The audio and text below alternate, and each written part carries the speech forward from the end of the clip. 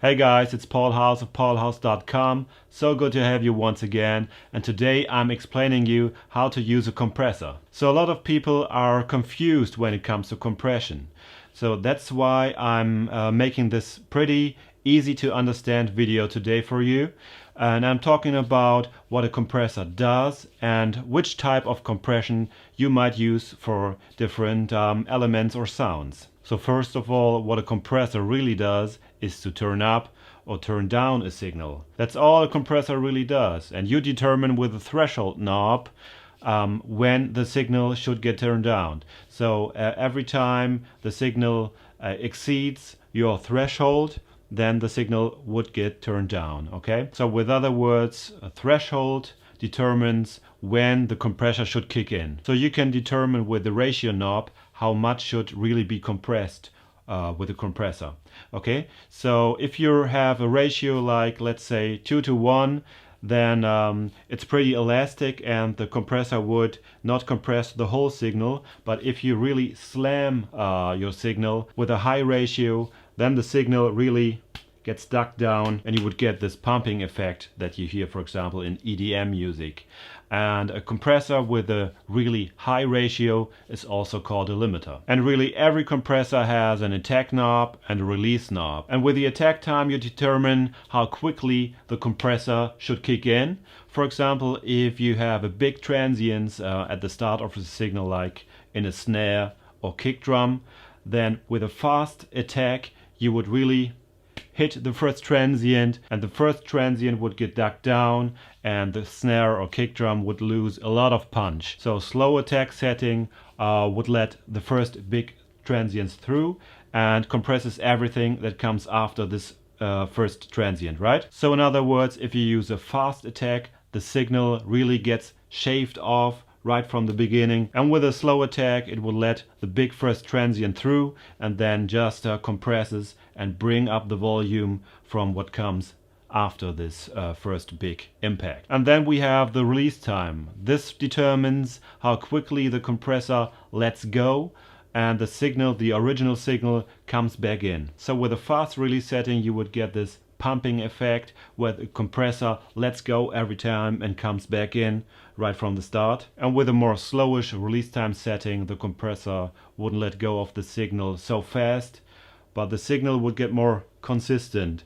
That is very good, for example, for a bass track or for a synth where you want to have a really slow release. So with a slow release the sound would get smoother, more consistent, you will gain more control over it, but also you have to bear in mind that you can really quickly take out the life of the signal. Therefore it's pretty important that your release time stays in tempo with your song. For example, if you have a snare drum, you don't want the compressor to compress while the next snare hits.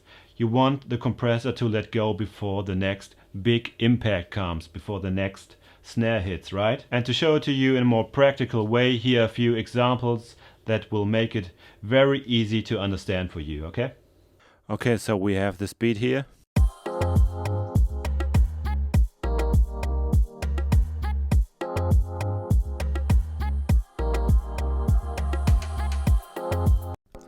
And let's apply some compression on the snare here. We're just going to stick with the stock plugins here. And let's go under Dynamics and Compressor. And you can see there are different compressor types.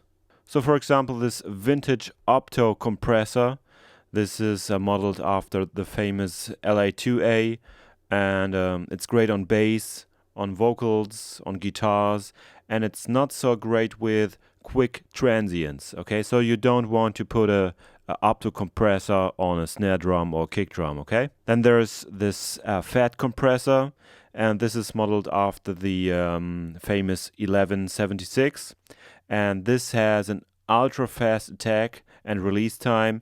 It's very colored, it's not transparent, but it's great on vocals and drums and stuff like that. Then we have this VCA compressor. It's modeled after the SSLG Plus, for example, and it's great for mix bus purposes or for mastering, for example. So for this purpose, to compress a snare drum, we of course stick with the fat compressor. Okay, now let's try a slow attack setting, and release time, let's leave it on auto. It works pretty good most of the time. And with the makeup gain knob we can compensate for level differences. And we're going to play with threshold knob, leave the ratio at 2:1, just a mild ratio, and let's see how it sounds.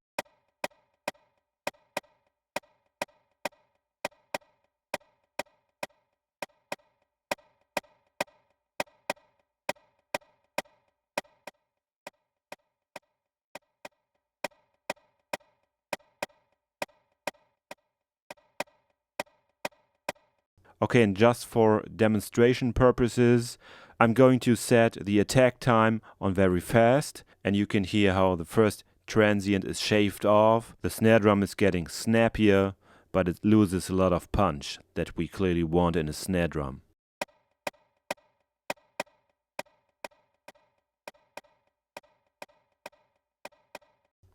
Okay, could you hear how all of the life gets sucked out of the snare drum? You clearly don't want that. You want the first impact, the punch of the snare drum come through. So we have to dial back the attack to a more slowish setting.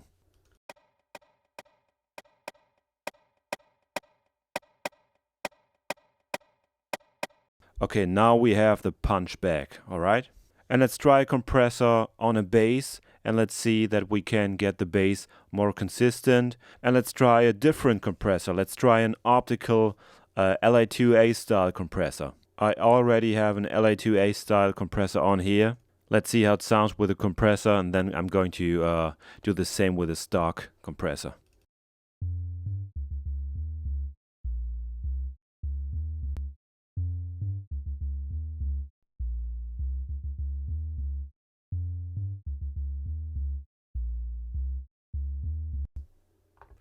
Okay, so the goal here is to get a more consistent level overall, and you can do that with a more slowish release time, which those compressors have already built into them. So let's delete all of this here and put in a stock compressor. Vintage Opto, which is the LA2A model, and let's see what we can come up with. I'm just going to play around with attack, release, and threshold.